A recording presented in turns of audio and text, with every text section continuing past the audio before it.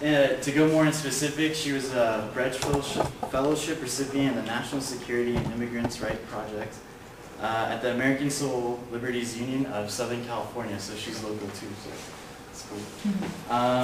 Prior to being a lawyer, Sister Reem spent 2 years studying and traveling in the Middle East. She was also a Fulbright Fellow in Amman, Jordan, from 2004 to 2005. Sister Reem spent a summer in 2006 as a legal intern in the West Bank to help Palestinian political prisoners in the Israeli military courts. Sister Reem was one of 7 attorneys to travel to Gaza, which she's going to go over here, on the National Lawyers Guild delegation directly after Israel's 22-day attack in February of 2009.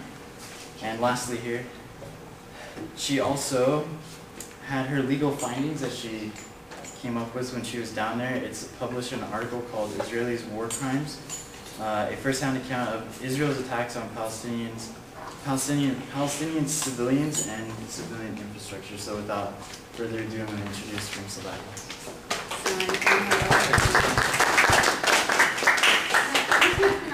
So you can better see the PowerPoint. I don't actually want to touch anything. I don't know what to do. Thank you for having me come speak, and I'm sorry about being so late and having all the technical difficulties, but I wanted to kind of go over, I'm sure some of you know something about Palestine, some of you guys don't know anything about the conflict, so I kind of want to do more of a Palestine-Israel 101, looking at the conflict from a more basic lens, because it seems very complex, especially when you're reading the news. Every day there's something new, there's some different type of aspect of the conflict. One day it's about settlements, another day it's about Gaza, another day it's about the siege, another day it's about Biden and George Mitchell, and you're like, what is going on? What is this really complicated universe called Palestine-Israel? And the reality of it is it's actually not that complicated. With everything in the world, there's always the details, and the details are difficult to remember and to know. But the general framework of the Israeli-Palestinian conflict is actually not that complex, particularly when you look at it from a different lens, and not the lens that often we perceive or we hear about in the media, which is you have suicide bombers, and then you have Israel responding, and this and that. A lot of times, that's actually not really what is happening there. What is happening there, what the Israeli-Palestinian conflict is about, it's not a Muslim-Jewish thing, as many people paint it out to be. It's not a feud between 2 religions. It's actually purely about land. It's about land and human rights. It's very much a tale of imperialism and colonialism. So it is something that actually that we're very familiar with if we look at history from different lenses. If we look at, for example, what happened in Pakistan, or in India actually, when it was colonized by England, or Algeria. All over the world there's colonization that happens constantly. And when we look at this framework, when we understand the Israel-Palestine conflict, it'll help us understand actually what is happening there and what exactly is this conflict about. So I wanted to start off with this slide because it really, again, if you look at these 4 pictures, it becomes a little clearer of what exactly is happening in Israel-Palestine. This is Palestine pre-1947, pre the partition plan, pre anything. And basically, you have this land that was considered Palestine. If you look at historical documents, it was termed Palestine. And then after, what happened is you had a partition plan that was proposed by the UN. And under this partition plan, what you had was 2 different states: a Palestine, a state for the Arabs, and a state for the Jews. And I'm going to go a little bit over the history. I'm not actually really that interested in talking too much about the history because you get so bogged down in the history that you don't actually look at what is happening on the ground right now. And so what happened here is this is the partition plan that it was supposed to look like according to the UN. What actually ended up happening was this here. In 1948, there was kind of some fighting that happened. Israel actually ended up taking approximately 78% of the land, and it declared itself a state. And what you had left over was Gaza and the West Bank. Gaza and West Bank were taken over by Jordan and Egypt, and East Jerusalem was also occupied, as well as the Golden Heights. And then this is kind of what it looks like now, with basically it's just little bantustans of just these little pieces of land that are disconnected from one another, and even more so disconnected because of certain Israeli policies, including the apartheid wall, including checkpoints, including settlements. And I'm going to talk about all of those throughout the discussion. So what started off like looking like this now looks like this. And this is really what it is. This is what the conflict is about. It's about, the people that used to inhabit this land. First of all, most of them can't even go back into this land because they're denied being called the right of return. And second of all, if and when they do go back, they're granted those little free spaces, those islands within a country called Israel. So,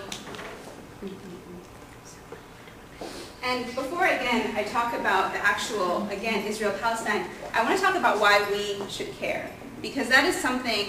And it's, for me, being an Arab, being a Muslim, it's kind of easy to care because it is something that is very close to home. But for most maybe Americans who are not Muslim, who are not Arab, maybe, it's a question of why should we care? It's something that's a conflict that's happening all the way over there. For many people, it's a religious conflict. They don't want to get their hands dirty in it. But the problem is that we are already, whether we like it or not, we are part of this problem. And we're part of the problem is because we pay tax dollars. And our taxes are going to fund the conflict. We're going to fund the massacres that are happening. And a lot of this is happening in our name, unfortunately, and using our tax dollars. And so actually when I went to Gaza, this is actually a picture that I took myself when I went to Gaza. I went to Gaza twice after the 22-day attack. Israel, I call it a massacre. The 22-day massacre that happened December to January of 2009. And what you see, when you go to Gaza, it's crazy. And I'm going to talk about Gaza in a little bit, but it's pretty much what Haiti looks like now, after the earthquake. And what you see is weapons. They're all over. These missiles, white phosphorus, these tank missiles. They're all over Gaza. You just see them on the streets, and it says, loud and clear, made in the USA. And that's basically our contribution as America to this conflict. So while we talk about peace and peace and peace, the reality, that's lip service, and what we're actually doing is we're actually funding the continued conflict by funding, missiles and the military. And so we provide about $3 billion purely in military aid, grants. And this is not loans, this is pure grants. We're not expecting any sort of return from this money. $3 billion a year in military aid, and this all goes to Israel every single year. No questions asked. And it's actually really interesting. I'm sure many of you have been, or some of you might be aware of what recently happened with Vice President Biden when he went to Israel, and there was that big scandal because the Israeli government announced that there was going to be all this settlement building during that time. And so when he came here, when Netanyahu came here, and this was huge falling out, and Ambassador Michael Oren said it was like the worst relations between Israel and America in like 30-some years and whatnot.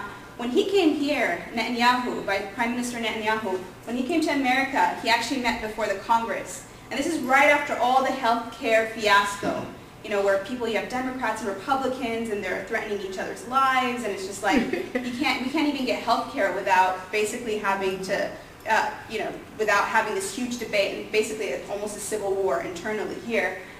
So this is right after the healthcare fiasco. Netanyahu comes to the Congress, and you had Speaker of the House Nancy Pelosi come up, and she's introducing him to the Congress, and she had the minority whip. I forget his name. He's a Republican, and she's laughing, and she's super excited and giddy and whatnot. And she's like, oh, we just want to tell you that there's one thing that America agrees on, and it's not our healthcare. No. It is Israel. And she said it. And she's like, there's one thing that we agree on, and that is Israel. And she goes and she shakes the minority whip's hand, the Republican's hand. And so this is really what it is about. It's about our tax dollars fueling this conflict. So even if you have no other connection to this problem, your money is enough connections, and you are implicated in this, whether you like it or not.